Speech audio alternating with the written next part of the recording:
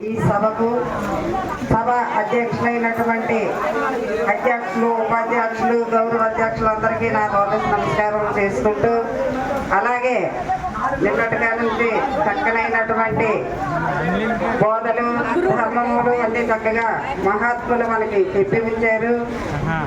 రాత్రి చెప్పినటువంటి వారికి మొక్క అంట, చెప్పినటువంటి వారికి బూరంట మహాత్ములు ఆనందించారు. మరి రాత్రి మేము చెప్పాం కాబట్టి ఏదో కొంచెం ఒక 5 నిమిషాలులో మాకు చెప్పమని ఆనందించారు అధ్యక్షుల వారు. ఆదినారాయణ గారికి నా ద్వాదశ నమస్కారములు. ఇప్పుడు ఏదైతే సత్యమైనటువంటి వ్రతాన్ని జరుపుతున్నారని మన పెద్దలు చెప్పారు, ఇదే సత్యమైన వ్రతం. ఎందుకంటే గృహప్రవేశము, నూతన గృహప్రవేశములో అందరూ చేసినటువంటిది లోకములో మనకు తెలుసు. సత్యనారాయణ వ్రతము, ఆ యొక్క పూజలు, ఆ విధానం జరుపుకుంటారు. కానీ మన పెద్దలు ఏ ధర్మాన్ని మనకు చెప్పారు అంటే, సత్యమైనటువంటి సత్యనారాయణ ఏది సత్యమైనటువంటిది అంటే ఇది సత్యమైన వ్రతం, అది కాదు, అది అసత్యమైనటువంటి వ్రతం.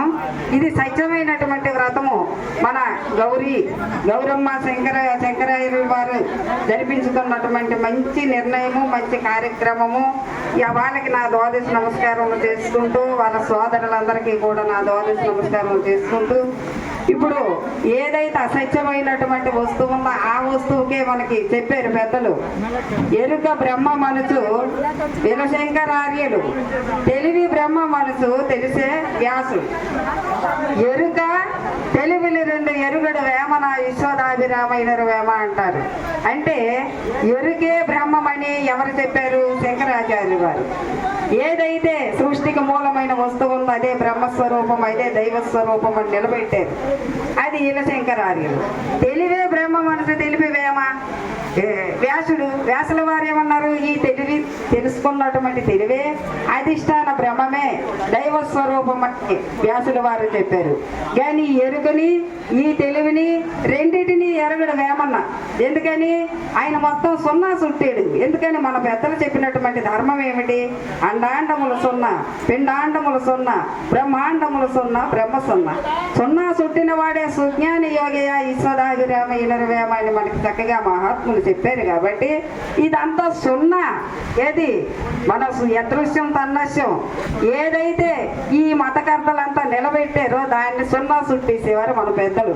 నేను అదే స్వప్నం గానబడు జగవధిష్టానమే స్వప్నమని తెలిపిన గురు నాకు పరమ సుకృతం అమిత సుదినం అంటాడు. ఏదైతే జగదధిష్టాన బ్రహ్మం ఉన్నదో ఆ బ్రహ్మమే ఇక్కడ స్వప్నం అని మన పెద్దలు చెప్పారు. కాబట్టి మరి అది ఎలాగతో వచ్చింది ఆ స్వప్నం? అది సత్యమా, శాశ్వతమా అంటే కాదు. అది ఎలాగతో వచ్చిందంటే కృష్ణ ప్రభువుల వారు చక్కనైనటువంటి ఉపమానాలతో మనకు చెప్పారు. ఎలాగా?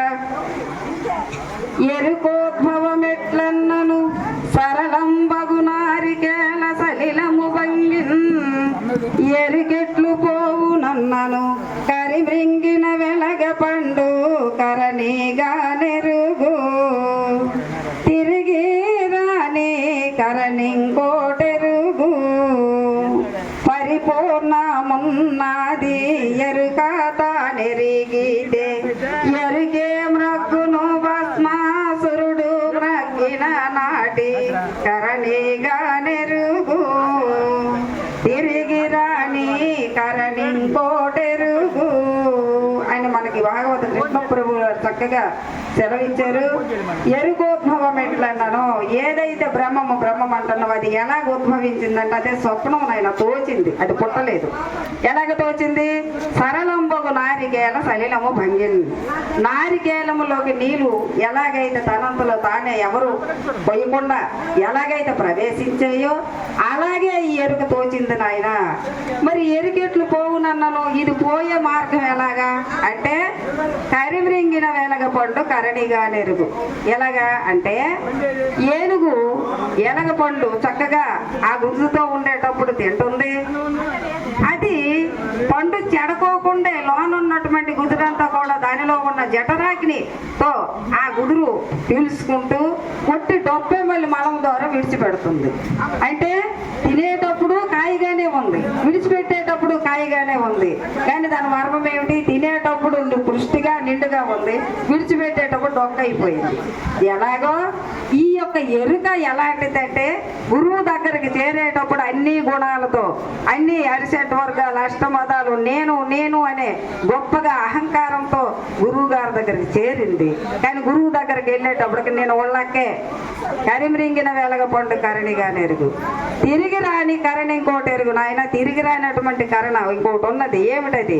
పరిపూర్ణ పరబ్రహ్మాన్ని ఎలాగైతే ఏ గురుమూలకంగా మనం తెలుసుకుంటామో అప్పుడు అది తిరిగి రానటువంటి మార్గము అది చూపిస్తారు గురువు గారు. తిరిగి రాని కరణి ఇంకోటి ఎరుగు, పరిపూర్ణం ఉన్నది ఎరుక తాను ఎరిగితే ఎరుగే మ్రగ్గును భస్మాసురుడు మ్రగ్గిన నాటి. భస్మాసురుడు యొక్క కథ అందరికీ తెలుసు. మనకి ఇచ్చిన 5 నిమిషాల్లో మరి కథ అంతా చెప్పితే అవ్వదు. కానీ భస్మాసురుడు తన వరముతో తనకు తానే ఆ నాక్ష భంగిములోని ఆ విష్ణుమూర్తి ఆ నాక్ష భంగిములో ఎలాగైతే తనకు తానుగా భస్మైపోయేలాగా ఆ మర్మము తలలో ఉంచుకొని దీనికి ఆ భంగిములో తన చేతితో తానే భస్మైపోయేలాగా ఎలాగైతే చూపించారో అలాగే ఇక్కడ గురువు దగ్గర చేరినటువంటి శిష్యుడు తనకు తానే భస్మైపోవాలి. ఎందుకని? మర్మం చెప్తారు గురువు గారు, కానీ ఆ మర్మము, ఆ మరుగు, ఆ ధర్మం ఆచరించినటువంటి ధర్మం ఎవరిది ఉంది?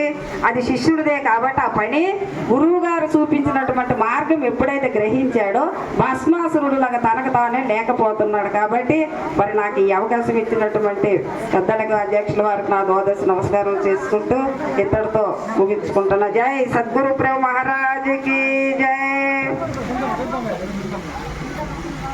ధన్యవాదాలు తల్లి. మరి ఇప్పుడు ప్రేక్షకులందరికీ కూడా భోజనాల మధ్య